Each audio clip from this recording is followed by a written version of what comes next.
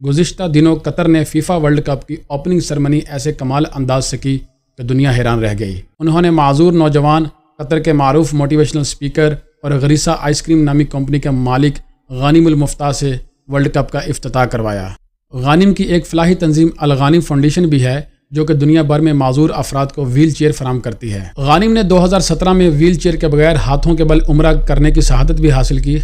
वो हाथों से फुटबॉल खेलने के अलावा समुंदर में 200 मीटर गहराई तक गोताखोरी के जौहर भी दिखा चुके हैं। कारी गानिमुल मुफ्ता ने वर्ल्ड कप का इफ्तिताह किया जिसे दुनिया के 500 बड़े चैनल्स पर दिखाया गया और तारीख में पहली बार नाच गाने के बजाय पुरानी आयात की तिलावत से वर्ल्ड कप का इफ्तिताह किया गया। इस वक्त यूरोप के लोग LGBT की तहरीक की सरगर्मियों पर कतर में पाबंदी आयद किए जाने पर इसके हकूक़ के लिए बात कर रही हैं। वहीं कतर ने एक माजूर कारी से वर्ल्ड कप का इफ्तिताह करवाते हुए दुनिया भर के माजूर अफराद के हौसले बुलंद करके अपनी तरजीहात को वाज़ेह कर दिया है।